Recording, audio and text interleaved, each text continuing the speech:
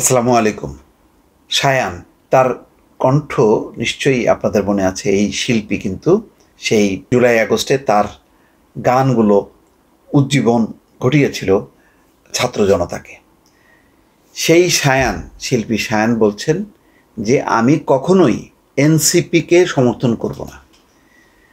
অর্থাৎ জাতীয় নাগরিক পার্টিকে নিয়ে বিকেলে ফেসবুকে একটা পোস্ট দিয়েছেন সঙ্গীত শিল্পী ফারজানা ওয়াহিদ শায়ান। শায়ান নামেই পরিচিত পোস্টটি তুলে ধরা হলো। দেখেন, খুব সিগনিফিক্যান্ট। অর্থাৎ এটা কিন্তু শুধু শায়ানের কথা না, এটা কিন্তু অনেকের কথা, অনেক হতাশার কথা।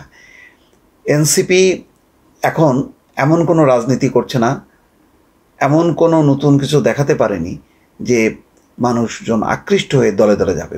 বরং যখন তারা রাজনীতির বাইরে ছিল, খেয়াল করেন সেই বন্যা দুর্গত, তখন তারা ত্রাণের আহ্বান করেছিল এবং টিএসসিতে লাইন ধরে ত্রাণ নিতে পারেনি, বলছে যে আর ত্রাণ লাগবে না, কারণ এটা বহন করার মতন তাদের যানবাহন নাই।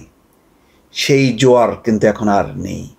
শায়ানের মতন সঙ্গীত শিল্পী তাদের সঙ্গে মিশে যে গান গেয়েছে, সেই শায়ান বলছে আমি কখনোই এনসিপিকে সমর্থন করব না। কেন? জামাতের সঙ্গে হাত মিলিয়ে কোলাকুলি করে ভোটের রাজনীতি করতে গিয়ে এই দেশে কিছুদিন আগেই একটা বড় দলের ত্রাহি মধুসূদন দশা হয়েছিল। সম্ভবত বিএনপিকে লক্ষ্য করে বলছেন। আওয়ামী এমন নতুন ধারাবাহিক গুরুতর পাপকর্ম করেছে দেশের মানুষের বিপক্ষে যে সেই দলের গুরু পাপকে ভুলিয়ে দিয়েছে প্রায়। নতুন দল এনসিপির সার্জিস হাসনাতরা প্রথম থেকেই তাদের রাজনীতি পরিষ্কার করে দিয়েছে, ধন্যবাদ। সেই হিসেবে দেশের মানুষের, আমাদের মতো সাধারণ মানুষের অনেক সুবিধা হলো। দিনের শেষে ভোটেই তো দাঁড়াতে হবে আপনাদের। জামাতকে বুকের সঙ্গে আগলে রেখে রাজাকারের বেকসুর খালাসকে সেলিব্রেট করে আপনারা আমাদের ভোট চান। অর্থাৎ আজহারুল ইসলাম যে তার খালাস হলো, সেটাকে বলতেছে যে সেটাকে সেলিব্রেট করে আপনারা আমাদের ভোট চান।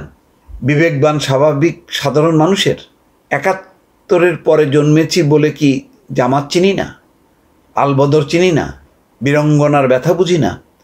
এই দেশের ছোট ছোট বাচ্চারাও ইতিহাসবিদদের মতো দিন তারিখের রেফারেন্স দিয়ে জামাতের জন্ম ইতিহাস বলতে পারবে না হয়তো, কিন্তু জামাত কি, তাদের আদর্শ কি, তারা এই দেশের মানুষকে নিয়ে কি করতে চায় তা আজকে সকালে জন্ম নেওয়া বাচ্চাটাও কালকে বিকেলের মধ্যে শিখে যায়। খুব কঠিন পোস্ট। অর্থাৎ জামাতের সাথে তারা যে মিলেছে, জামাতের সাথে আওয়ামী লীগ নিষিদ্ধের আন্দোলন করেছে, যদিও তার পরপরই এনসিপি বলেছে যে ৭১-এর তাদের মূল ধারা থেকে যদি তারা শিক্ষা না নেয় তাহলে তাদের সাথে আমাদের কোনো সম্পর্ক নেই। এবং গোলাম আজমকে নিয়ে স্লোগান, জাতীয় সঙ্গীত পরিবেশনায় বাধা দেয়া, এই ঘটনা তারা নিন্দা জানিয়েছে। সেই মাহফুজ আলম থেকে শুরু করে আক্তার অনেকেই করেছে। কিন্তু তারপরেও শায়ান যেটি বলতে যাচ্ছে যে এনসিপি কোনোভাবেই জামাত বিরোধী না, বরং তাদের সঙ্গেই তারা একাট্টা হয়েছে। সেই কারণেই তিনি বলছেন যে তিনি যেহেতু জামাতের সংস্পর্শে আছে, জামাতের মৃত্যুদণ্ডপ্রাপ্ত এটিএম আজহারুল ইসলাম খালাস পেয়েছেন এবং সেটাকে তারা সেলিব্রেট করছে, অর্থাৎ এটা কোনো প্রতিবাদ তারা করেনি, সুতরাং এই জামাতের সঙ্গেই এনসিপিকে তিনি সমর্থন করবে না। অন্য বাস্তবতাও হলো এইটা, এই যে শায়ান একটা দৃষ্টিকোণ থেকে বলেছে, অন্য দৃষ্টিকোণ থেকেও যদি বিচার করা যায়, এনসিপি কিন্তু এখন সংকটের মধ্যে আছে। এনসিপি আকৃষ্ট করতে পারছে না। তরুণ প্রজন্মের যে বিভিন্ন পেশার মানুষ আছে তাদেরকে কিন্তু আর আকৃষ্ট করতে পারছে না, কেননা নতুন কোনো দর্শন নেই, বরং বিচার, সংস্কার, নির্বাচন এগুলি নিয়ে পরস্পর বিরোধী তাদের কথাবার্তা আছে। এবং সবচেয়ে বড় কথা হলো বিএনপির মতন বড় রাজনৈতিক দল যে একটা সাংবিধানিক শাসনে ফিরে যেতে চায়, সেই ক্ষেত্রে তারা বাধা দিচ্ছে। তারা ওয়াহিদুদ্দিন মাহমুদ, সালাউদ্দিন আহমেদ, এইরকম প্রবীণ উপদেষ্টা তাদের পদত্যাগ চাইছে। মেয়র হিসেবে ইশরাকের শপথে বাধা তৈরি করছে।